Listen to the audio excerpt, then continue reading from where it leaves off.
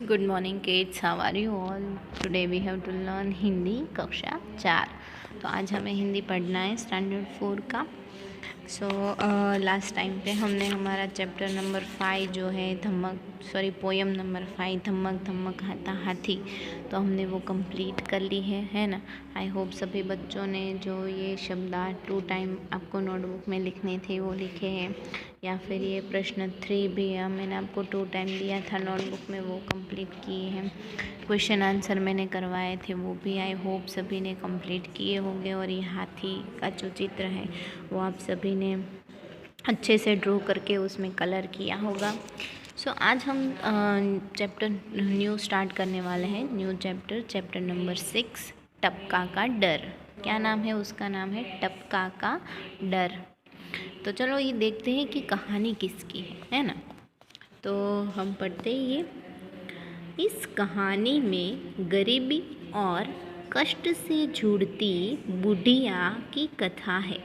ये कहानी किसकी है? गरीबी और कष्ट यानी कि दुख। ओके, तो दुख से जूझती बुढ़िया की कथा है। बुढ़िया यानी कि किसे बोलेंगे? बुढ़िया यानी कि एक वृद्ध स्त्री, यानी कि जिसकी एज हो चुकी है, लाइक हमारी दादी और नानी की तरह।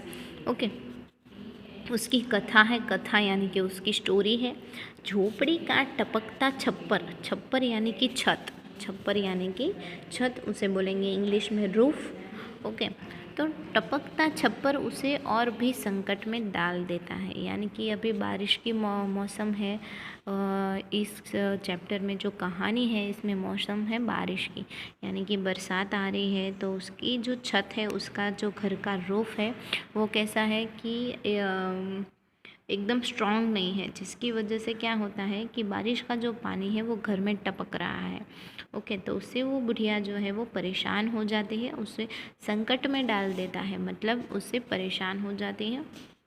वह मन ही मन झुंझला रही है। बरसात से परेशान एक बाघ बुढ़िया की झोपड़ी के पास आकर बैठ जाता है। अभी वो बुढ़िया जो है वो मन ही मन झुंझला रही है, मतलब वो परेशान हो रही है मन ही मन में कि अभी मैं इस छप्पर यानी कि इस छत का क्या करूँ, कि ये छत से जो पानी टपक रहा है उससे कैसे रोकूँ।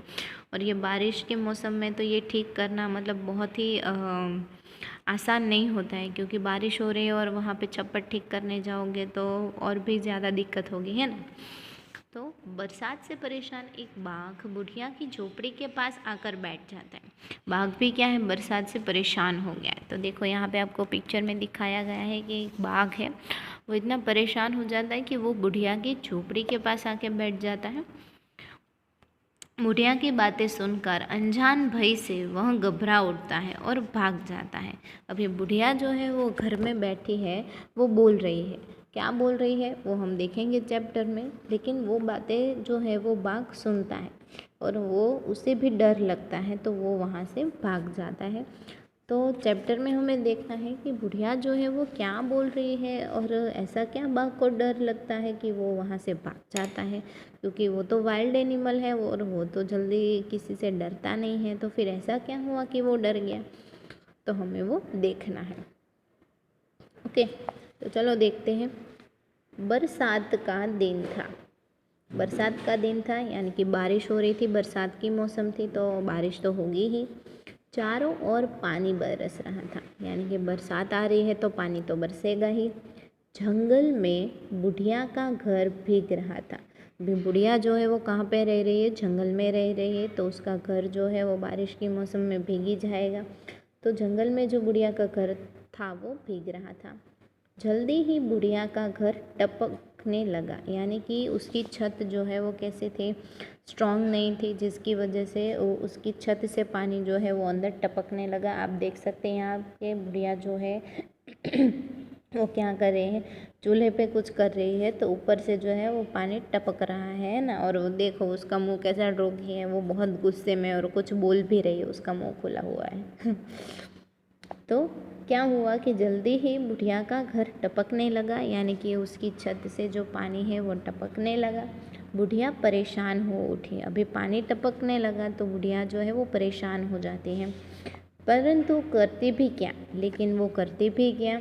छप्पर को छाए कौन मतलब छप्पर को ठीक कौन करे। ओके, कि अभी बुढ़िया जो है यहाँ पे अकेली रहती है, उसके साथ कोई नहीं है, तो छप्पर ठीक करने वाला कोई नहीं है, तो छप्पर को ठीक करने कौन जाए। तो थोड़ी देर में ओले भी पड़ने लगे। अभी थोड़ी देर में क्या हुआ, ओले भी पड़ने लगे। ओले मतलब क्या, तो ओले का मतलब होता है गुजराती में करा। करा मतलब पानी की बूंद। ओके, यहाँ पे दिए हैं ये, तो उसे बोलते हैं ओले। ओके, तो ओले भी पड़ने लगे। बैर बराबर ओले, अधर एक बाघ ओलों की मार से परेशान हो उठा। ओके, आपको पता है कि जहाँ पे स्नोफॉलिंग होती है ना,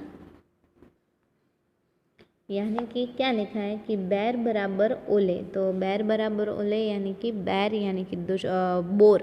ओके, तो ओले कितने बड़े थे, बोर के बराबर। गुजरातीમાં એને કહેવાય બોર, આપણે બોર ખાઈએ ને, तो उस उतने ही साइज़ में वो ओले थे, यानी कि बूंद थे।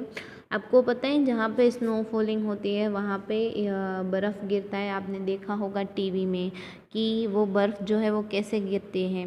तो बर्फ़ के जो छोटे छोटे बूंद होते हैं ना, तो उसे बोलते हैं ओले। गुजराती में कहवाय ने करा। ओके, तो ओले से ये बुढ़िया जो है वो परेशान हो चुकी थी क्योंकि ओले गिर रहे थे।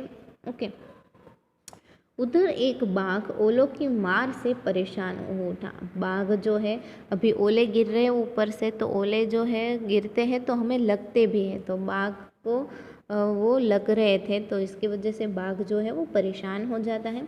कूदते फांदते वह बुढ़िया के घर के पास पहुंचा। अभी वो कूदते कूदते वो कहाँ पे पहुंच गया, बुढ़िया के घर के पास पहुंच गया है। अभी आपको पिक्चर में दिखा है बाघ जो है वो बुढ़िया के घर के पास है। बुढ़िया अंदर चावल पका रही थी। बुढ़िया क्या कर रही थी, अंदर चावल पका रही थी। आप देख सकते हैं बुढ़िया जो है यहाँ पे चूल्हे पे कुछ पका रही है। तो आज हम यहाँ तक ही रखते हैं। ओके, स्टोरी नेक्स्ट लेक्चर में इससे आगे पढ़ेंगे कि स्टोरी में क्या हो रहा है।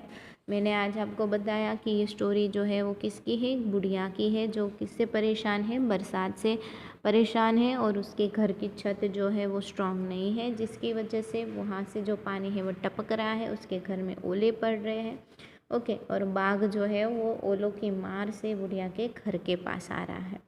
तो ये पूरा चैप्टर जो है वो आज के होमवर्क में आपको क्या करना है कि ये पूरा चैप्टर मैंने आपको जो समझाया है वो आपको घर पे बैठ के रीड करना है, ताकि आपकी हिंदी रीडिंग की प्रैक्टिस भी हो जाए और चैप्टर पे आपको समझ में आ जाए।